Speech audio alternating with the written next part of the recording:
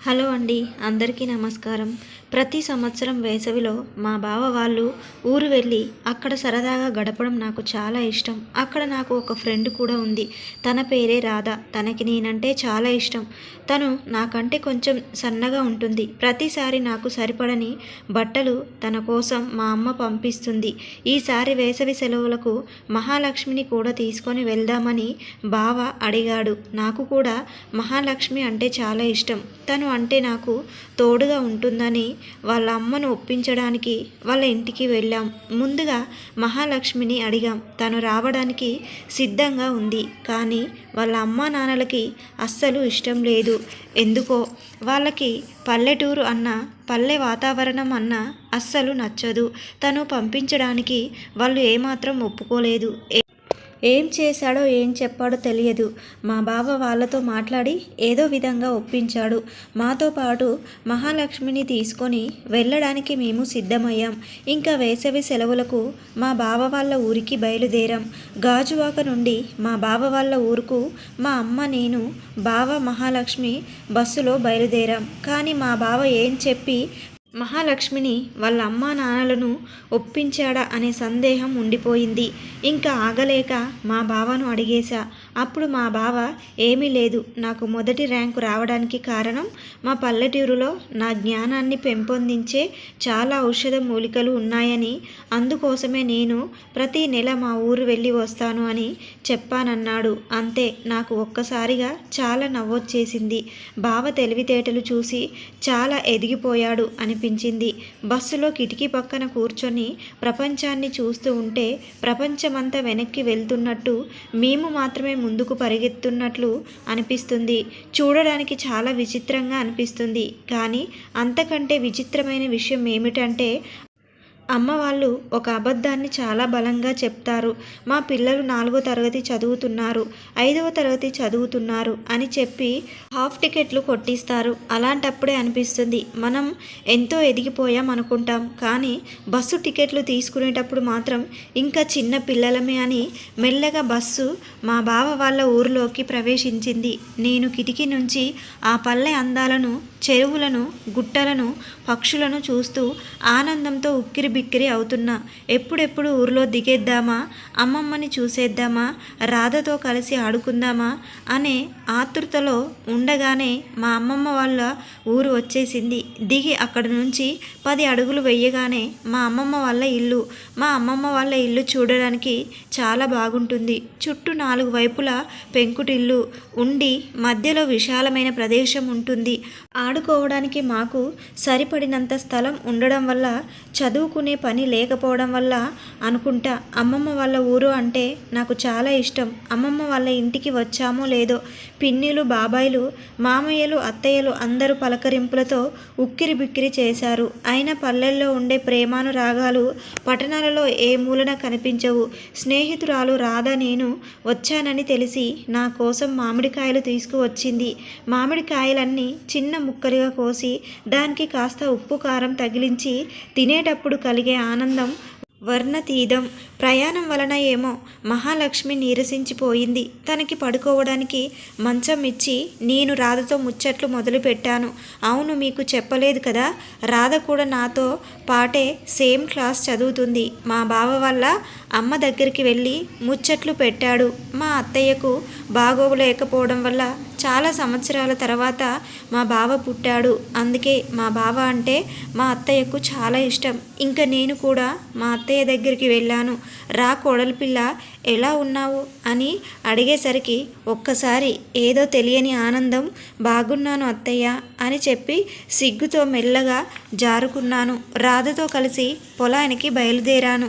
దారిలో తూనీగలు కనిపించేసరికి ఇంకా ఆగకుండా వాటిని పట్టుకునే ప్రయత్నంలో వాటి వెంట పడ్డాం.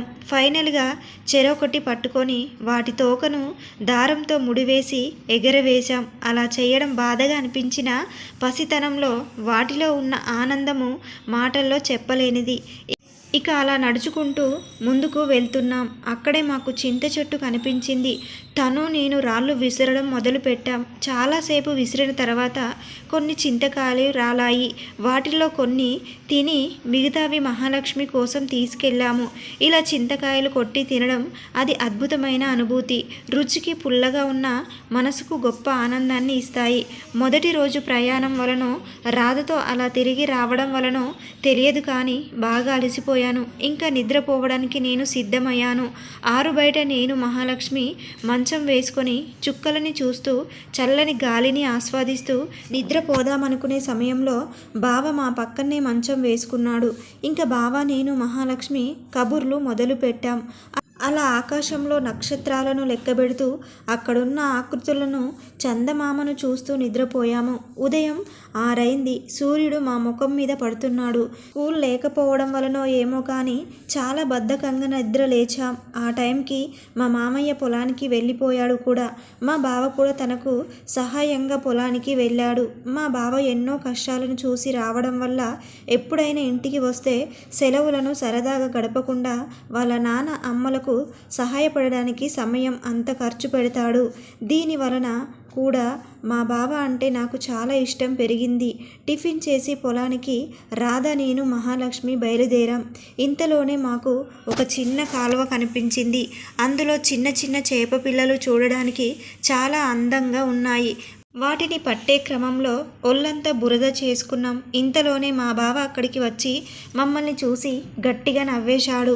తను చూసి మేము కూడా సిగ్గుతో నవ్వుకున్నాం. ఇక అక్కడ నుంచి పొలానికి వెళ్ళాం. మా బావ వాళ్ళకి 2 ఆవులు చిన్న చిన్న దూడలు ఉన్నాయి. వాటిని చూడగానే మహాలక్ష్మికి చాలా ముచ్చట పడిపోయింది. వాటితో కాసేపు సరదాగా ఆడుకుంది. ఇంతలోనే మా మామయ్య తాటికాయలు పట్టుకొని పొలానికి వచ్చాడు. వాటిని చూడగానే మహాలక్ష్మి చాలా వింతగా చూసింది. ఇంతకు ముందే వాటిని నేను తినడం వలన వాటి గురించి నాకు తెలుసు. తాటికాయలు కొట్టి మా ముందు పెట్టి తినండి అని మామయ్య అన్నాడు. నేను మా బావ రాధ తినడం మొదలుపెట్టాం. కానీ మహాలక్ష్మి తినడానికి చాలా ఇబ్బంది పడింది. చివరికి తిన్నదానికంటే తన బట్టలపై వేసుకున్నదే ఎక్కువ అని మా బావ నవ్వేశాడు. తినడం పూర్తయ్యాక మామయ్య తాటి పండ్లను కర్రలతో చేసి చేతికి ఇచ్చాడు. వాటిని చూసి నాకు పట్టలేని సంతోషం. ఇక వాటిని పట్టుకొని నేను పరుగులు మొదలుపెట్టాను. ఎన్ని డబ్బులు పెట్టినా కొన్ని ఆనందాలను కొన్ని జ్ఞాపకాలను కొనలేము. సెలవులన్నీ ఎంతో సరదాగా గడిచిపోతున్నాయి. ఎండలు కూడా బాగా మండిపోతున్నాయి. ఆ రోజు సాయంత్రం 5 గంటల సమయంలో చిన్న పిల్లలు సైకిల్ టైర్లతో ఆడుకుంటూ వాళ్ళలో వాళ్ళు పోటీలు పెట్టుకుంటూ పరుగులు పెట్టడం చూసి మా చిన్నతనం గుర్తొచ్చింది. అయినా బాల్యం దేవుడిచ్చిన గొప్ప వరం. ఎన్నో మధురమైన జ్ఞాపకాలను అందమైన అనుభూతులను అందిస్తుంది. అప్పుడే నాకు కూడా సైకిల్ నేర్చుకోవాలనిపించింది. నేను ఇంకా బావకి చెప్పి సైకిల్ తెప్పించి సైకిల్ తొక్కడం మొదలుపెట్టాను. మొదట్లో ఎంతో కంగారుగా ఎంతో భయంగా ఉండడం చేత సైకిల్ నా వల్ల కాదేమో అని మనసులో అనిపించింది. కానీ మా బావ దగ్గరుండి హ్యాండిల్ పట్టుకొని సైకిల్ నేర్పించాడు. మెల్లగా హ్యాండిల్ నా చేతికిచ్చి తొక్కడం అలవాటు చేశాడు. ఇంకా సైకిల్ వచ్చిందనేసి నా ఆనందానికి అవధి లేకుండా పోయాయి. మరుసటి రోజు మహాలక్ష్మిని సైకిల్ ఎక్కించుకొని సైకిల్ తొక్కడం మొదలుపెట్టాను. ఇంతలోనే అదుపు తప్పి మేమిద్దరము కింద పడ్డాం. మా ఇద్దరికి దెబ్బలు తగిలాయి. బావ పరిగెత్తుకుంటూ వచ్చి ఇద్దరిని లేపి దెబ్బలకు మందు పెట్టి మహాలక్ష్మి దగ్గర కూర్చొని ధైర్యం చెప్తున్నాడు. నన్ను మాత్రం కోపంగా చూస్తూ అప్పుడే అంత వచ్చు అనుకొని వెళ్తే ఇలానే ఉంటుంది అని కోపడ్డాడు. తన కోపంలో కూడా ఎందుకో నాకు ప్రేమ కనిపించింది. కొన్ని రోజుల్లోనే దెబ్బలు పూర్తిగా తగ్గిపోయాయి. ఒకరోజు ఉదయం అమ్మమ్మ తలకు నూనె రాసి పేళ్ల దువ్వెనతో దువ్వడం మొదలుపెట్టింది. ఇంకా నా బాధలు ఎవరికి చెప్పుకోవాలి? అమ్మమ్మ పాఠం మొదలుపెట్టింది.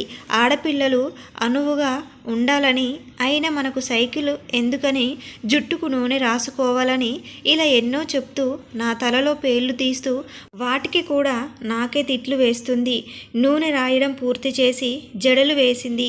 ఈలోపే మా అత్తయ్య మా బావకి ఇష్టమని ఒడియాల పిండి వేడి చేసి పొయ్యి మీద నుంచి దించింది. మా అత్తయ్యకు బాగోలేకపోవడం వలన ఆ ఒడియాలు నేను మహాలక్ష్మి మా అమ్మమ్మను అనుసరిస్తూ పెట్టడం మొదలుపెట్టాం. కొంత కొంత సమయం తర్వాత అదే పిండితో రకరకాల ఆకారాలను వేస్తున్న మమ్మల్ని చూసి అమ్మమ్మ మళ్ళీ తిట్లు మొదలుపెట్టింది. అవి వినలేక అక్కడ నుంచి మెల్లగా జారుకున్నాం. ఇంకా బావతో కలిసి నీళ్లు తేవడం కోసమని నేను, మహాలక్ష్మి, రాధ బయలుదేరాము. పట్టణాలలో అంటే కొలాయి తిప్పగానే వాటర్ వస్తాయి, కానీ పల్లెటూరులో ఆ తాగునీటి కోసం 2 నుంచి 3 కిలోమీటర్లు నడిచి వెళ్ళి తీసుకొచ్చుకోవలసిన పరిస్థితి. అయినా అలా తేవడం ఇక్కడ కష్టమేమీ అనిపించదు. అదో తెలియని సరదా. అందరూ సాయంత్రం అయ్యేసరికి ఆ బావి దగ్గరికి వచ్చి ముచ్చట్లు పెడుతున్నారు. ఇంకా మేము కూడా చిన్న చిన్న పాత్రలు పట్టుకొని వెళ్తున్నాము. అక్కడ మా బావ వాళ్ళ ఫ్రెండ్స్ మా బావని ఆట పట్టిస్తూ, మీ మరదలితో అప్పుడే పనులు చేయిస్తున్నావా, పెళ్ళి ఎప్పుడు మరి, పెళ్ళికి మమ్మల్ని పిలుస్తావా లేదా అనే మాటలకు నవ్వుతూ ఉన్న మా బావకి మీ మరదలు వాళ్ళ ఫ్రెండ్కును మాకు పరిచయం చెయ్యి అనేసరికి ఎందుకో బావకి కోపం వచ్చి వాళ్ళతో గొడవకు దిగాడు. సరేలే అని మేము సర్ది చెప్పి బావ మేము అక్కడి నుండి నీళ్లు పట్టుకొని ఇంటికి వచ్చేసాం. కొన్ని మాటలు మనకి ఎంత ఆనందాన్ని ఇస్తాయో అవే కొన్ని మాటలు అంతే కోపాన్ని తెప్పిస్తాయి. మహాలక్ష్మి అత్తయ్యకు, మామయ్యకు, అమ్మమ్మకు చాలా నచ్చేసింది. వాళ్ళ దగ్గర మార్కులు కొట్టేయడంతో పాటు కొన్ని ఇంటి పనులు కూడా నేర్చుకుంది. నాకు మా ఇంటి పనులు చేయాలంటే చాలా బద్ధకం. మహాలక్ష్మి కూడా మా అమ్మమ్మ వాళ్ళ ఊరి వాతావరణం, రాధ అందరూ బాగా నచ్చేశారు. ఆ రోజు సాయంత్రం అందరూ కలిసి దగ్గరలో ఉన్న చెరువుకి స్నానానికి వెళ్ళాం. అక్కడ నీటిలో మునిగి తేలుతూ కేరింతలు కొడుతూ చాలా సరదాగా గడుపుతున్న సమయంలో అనుకోకుండా మహాలక్ష్మి మునగసాగింది. అది చూసి నేను, రాధ గట్టిగా అరుస్తూ ఏడుస్తూ ఉండేసరికి మా బావ వచ్చి మహాలక్ష్మిని బయటకు తీసుకువచ్చి నాపై కోప్పడి తనని ఎత్తుకొని ఇంటి వరకు తీసుకొని వెళ్ళాడు. అది చూసి నాకెందుకో కొంచెం అసూయ పుట్టింది. కొన్ని సరదాలు అనుకోకుండానే ప్రమాదాలకు దారి తీస్తాయి. అందుకే మన జాగ్రత్తలో మనం ఉండడం చాలా ముఖ్యం. కొద్ది రోజుల్లో సెలవులు ముగిస్తాయి అనగా నేను, మహాలక్ష్మి తిరుగు ప్రయాణమయ్యాం. అక్కడి నుండి వెళ్ళేటప్పుడు చాలా బాధగా అనిపించింది. ఎందుకో తెలియదు. అమ్మమ్మను, రాధను, పల్లె వాతావరణాన్ని వదిలి వెళ్ళడం నాకు అస్సలు నచ్చలేదు. కానీ పాఠశాలలు ప్రారంభమవుతున్నాయి.